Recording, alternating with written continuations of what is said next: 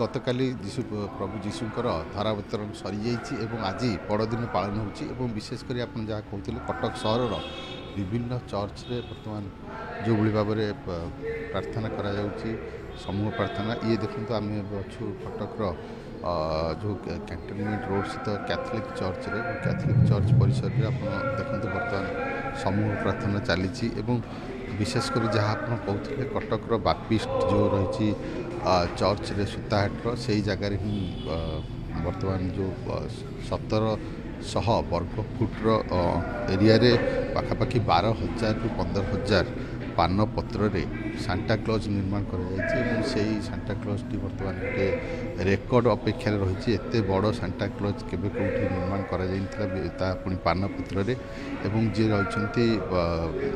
ଭାଗ୍ୟଲକ୍ଷ୍ମୀ ରାଉତ ଯିଏ ରହିଛନ୍ତି ଶିଳ୍ପୀ ସିଏ ତାଙ୍କର 2 ଜଣ ସହଯୋଗୀଙ୍କୁ ନେଇକି ଏହି ପାନପତ୍ର 3 ଦିନ ଧରି ନିର୍ମାଣ କରିଛନ୍ତି। ବେଶ ଆକର୍ଷଣୀୟ ହୋଇଛି ଏହି ଚିତ୍ରଟି ଏବଂ ଯାହା ମୁଁ କହୁଥିଲି ଯେ ଗତକାଲି ରାତିରେ ମଧ୍ୟ ବିଭିନ୍ନ ଚର୍ଚ୍ଚରେ ମଧ୍ୟ ଗହଳି ଚଳି ଲାଗି ରହିଥିଲା ଏବଂ କଟକର ଆପଣ ଯଦି କହିବେ କଟକର ବିଭିନ୍ନ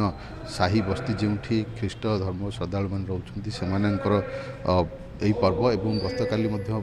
କେବଳ ଖ୍ରୀଷ୍ଟ ଧର୍ମ ନୁହନ୍ତି ଅନ୍ୟ ଧର୍ମର ଲୋକମାନେ ମଧ୍ୟ ବିଭିନ୍ନ ଚର୍ଚ୍ଚ ଆସିଥିଲେ ବୁଲିଥିଲେ ପିଲାମାନଙ୍କୁ ସାଙ୍ଗରେ ଧରି ଆସିଥିଲେ ଏବଂ ଚର୍ଚ୍ଚ ଗୁଡ଼ିକୁ ମଧ୍ୟ ଆଲୋକମାଳାରେ ସଜାଇ ଦିଆଯାଇଥିଲା। ଇଏ ଦେଖନ୍ତୁ ଆପଣ ଚିତ୍ର ଦେଖୁଛନ୍ତି ଇଏ ହେଉଛି କ୍ୟାଥଲିକ୍ ଚର୍ଚ୍ଚର ଦୃଶ୍ୟ କ୍ୟାଣ୍ଟନମେଣ୍ଟ ରୋଡ଼ ସ୍ଥିତ କ୍ୟାଥଲିକ୍ ଚର୍ଚ୍ଚର ଦୃଶ୍ୟ ଏବଂ ଯାହା ଆପଣ କହୁଥିଲେ ଯେହେତୁ ଯୀଶୁଙ୍କ ଧରାବତରଣ ସରିଯାଇଛି ଏବଂ ଆଜି ଯେହେତୁ ବଡ଼ଦିନ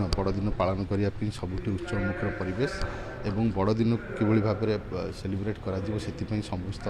ଚର୍ଚ୍ଚରେ ସମ୍ପୂର୍ଣ୍ଣ ଭାବରେ ପ୍ରସ୍ତୁତ କରାଯାଇଛି ଏବଂ ଚର୍ଚ୍ଚ ଗୁଡ଼ିକ ମଧ୍ୟ ଆଜି ଯାହା ଆପଣ କହୁଥିଲେ ଚର୍ଚ୍ଚରେ ଯେଉଁ କାର୍ଯ୍ୟକ୍ରମ ରହିଛି ଚର୍ଚ୍ଚରେ ବିଭିନ୍ନ ସମୟରେ କାର୍ଯ୍ୟକ୍ରମ ରହିଛି ଏବଂ ସକାଳ 8ଟାରୁ ହିଁ ଏହି କାର୍ଯ୍ୟକ୍ରମ ଆରମ୍ଭ ହୋଇଛି ଚର୍ଚ୍ଚରୁ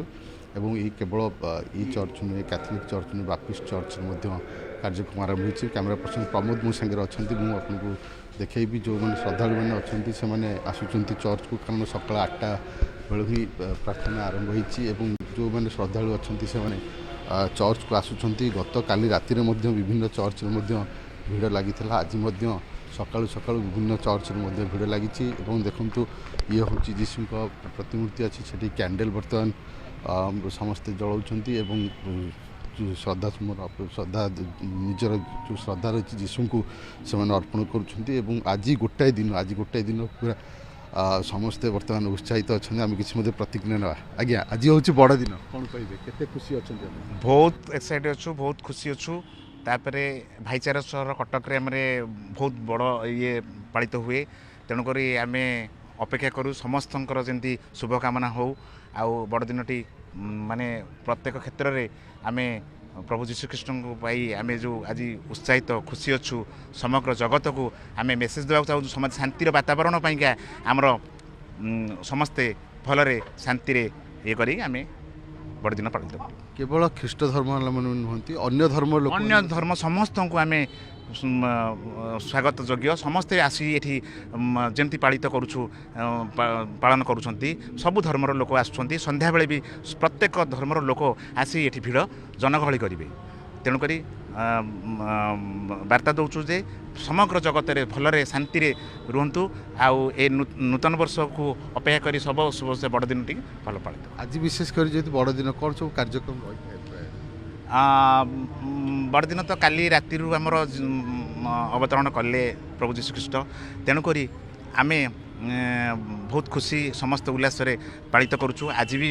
ପାଳିତ କରିବୁ ଏ ସପ୍ତାହକ ଯାକ ଆମର ବଡ଼ଦିନ ଆଉ ନୂତନ ବର୍ଷକୁ ଆମେ ସମସ୍ତେ ଇଏ କରିବୁ ସବୁ ଧର୍ମର ଲୋକ ଆଉ ବିଶିଷ୍ଟ ଓଡ଼ିଶା ଆଉ କଟକର ଭାଇଚାରା ସହରରେ ଆମର ସମସ୍ତେ ମିଳିମିଶି ଆମେ ଏଇ ପାଳନ କରୁ କୌଣସି ଇଏ ନାହିଁ। ଦେଖନ୍ତୁ କଟକ ଯେହେତୁ ଭାଇଚାରାର ସହର ଏବଂ ସମସ୍ତେ ମିଳିମିଶି ଏହି ବଡ଼ଦିନକୁ ପାଳନ କରନ୍ତି ଏବଂ ପ୍ରତ୍ୟେକ ଚର୍ଚ୍ଚରେ ଆପଣ ବିଭିନ୍ନ ଧର୍ମର ଲୋକ ପାଇବେ ସେମାନେ ଆସନ୍ତି ପିଲାମାନଙ୍କୁ ଆଣିକି ଆସନ୍ତି ବଡ଼ଦିନ ପାଳନ କରନ୍ତି ଏବଂ ଏ ଦୃଶ୍ୟର ମଜା ନିଅନ୍ତି ନିଶ୍ଚିତ ଭାବରେ।